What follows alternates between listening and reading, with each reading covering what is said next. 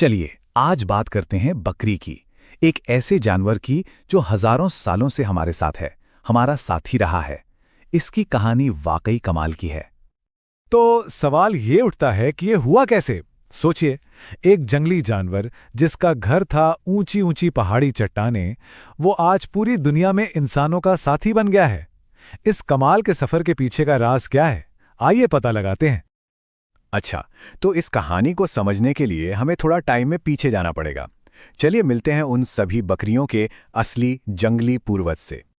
तो हमारी कहानी का हीरो है बेज़ोआर आइबेक्स। ये कोई आम बकरी नहीं थी। ये रहती थी पश्चिम एशिया के पथरीले ऊंचे ऊंचे पहाड़ों में। मतलब एक ऐसी जगह जहां जिंदा रहना ही अपने आप में एक बहुत बड़ी चुनौती थी। आप जरा इन दोनों को देखिए, जंगली पूर्वज और आज की हमारी पालतू बकरी। फर्क साफ है ना? जंगली आइबेक्स के पास थे लंबे घुमावदार सींग अपनी रक्षा के लिए, और चट्टानों पर चढ़ने के लिए तो इनके पैर कमाल के मजबूत थे। हाँ, एक आदत जो तब भी थी और आज भी है, वो है झुंड में रहना। और बस यहीं से बकरी की कहानी में आता है एक जबरदस्त मोड़। वो पल जब इंसानों और इस जंगली बकरी का रास्ता एक दूसरे से टकराया। देखिए, ये जो दोस्ती है ना, ये कोई कल परसों की नहीं है। ये एक ऐसा रिश्ता है जिसने हजारों साल से हम इंसानों और बकरियों दोनों की दुनिया को बदला है। इसकी शुरुआत हुई थी करीब करीब 10,000 साल पहले। अब सवाल यह है कि ये बदलाव आया कैसे।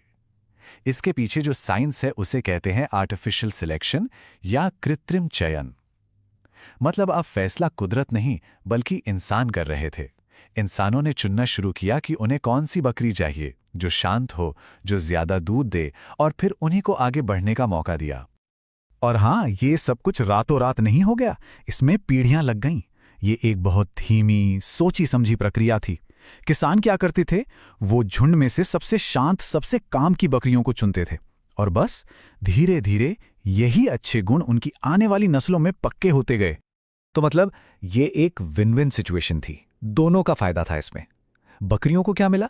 शिकारियों से बचाओ, खाने की गारंटी। और इंसानों को क्या मिला? दूध, मांस, कपड़े बनाने के लिए खाल, मतलब जिंदगी चलाने के लिए जरूरी हर चीज। अच्छा, अब जरा ये देखते हैं कि इस दोस्ती ने बकरी को फिजिकली और उसके बिहेवियर, मतलब उसके स्वभाव में कितना बदल डाला। आर्टिफिशियल सिलेक्शन का सबसे अच्छा उदाहरण शायद इनके सींग हैं। जंगली बकरियों के सींग देखिए, बड़े, नुकीले, लड़ाई के लिए एकदम परफेक्ट। लेकिन इंसानों को ऐसे सींगों से खतरा था, तो उन्होंने क्या किया? उन्होंने जानबूझकर छोटे सींग वाली या बिना सींग वाली बकरियों को पालना शुरू किया। क्यों? ताकि उन्हें संभालना आसान हो, सेफ हो। लेकिन बदलाव सिर्फ शरीर में नहीं आया, बकरी का पूरा नेचर ही बदल गया। जो जंगली पूर्वज एकदम शर्मीले और हमेशा डरे सहमे रहते थे, आज की पालतू बकरियां देखिए कितनी जिज्ञासु और फ्रेंडली हो गई हैं इंसानों के साथ। पर एक चीज थी जो जंगली बकरी में भी कमाल की थी, और पालतू बनने के बाद तो वो उसकी सुपर पावर बन गई। और ये पूरी कहानी एक नंबर के इर्द गिर्द घूमती है, और वो नंबर है 4। जी हाँ, बकरी के पेट में 4 चेंबर होते हैं। ये कोई मामूली पेट नहीं है, ये एक सुपर पावर्ड डाइजेस्टिव सिस्टम है।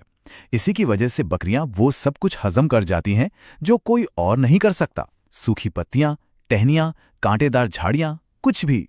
पहाड़ों की मुश्किल जिंदगी के लिए बना यही सिस्टम आज इन्हें कहीं भी सरवाइव करने में मदद करता है। तो इंसानों के साथ इस लंबी पार्टनरशिप का नतीजा क्या निकला? नतीजा ये हुआ कि बकरियों की अनगिनत किस्में, मतलब एक इनक्रेडिबल डाइवर्सिटी पैदा हो गई। इंसानों ने अलग अलग जरूरत के हिसाब से अलग अलग बकरियां तैयार की। जैसे भारत में ही देखिए, जमुनापारी को पाला जाता है ज्यादा दूध के लिए, तो ब्लैक बंगाल को उसके मीट के लिए।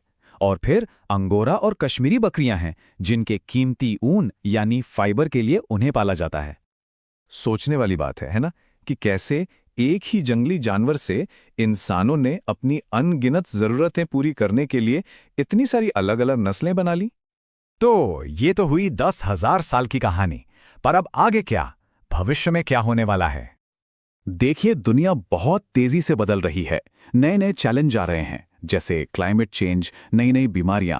और अब वैज्ञानिक इस काम में लगे हैं कि बकरी को इन नई चुनौतियों के लिए तैयार किया जा सके। और आज मॉडर्न साइंस की मदद से ये जो आर्टिफिशियल सिलेक्शन का प्रोसेस है, ये पहले से कहीं ज्यादा सटीक और तेज हो गया है। अब साइंटिस्ट सीधे बकरी के डीएनए और जीन्स को स्टडी कर रहे हैं ताकि भविष्य के लिए और भी बेहतर, मजबूत नस्लें तैयार की जा सकें। तो इसका मतलब साफ है, बकरी के विकास की कहानी अभी खत्म नहीं हुई है। ये तो एक लगातार चलने वाली प्रक्रिया है जो आज भी जारी है। और यहीं पर एक बहुत ही दिलचस्प सवाल उठता है। हमारी और बकरी की ये हजारों साल पुरानी दोस्ती अब टेक्नोलॉजी के साथ एक नए दौर में जा रही है। तो सोचकर देखिए, आज से 10,000 साल बाद भविष्य की बकरी कैसी दिखेगी।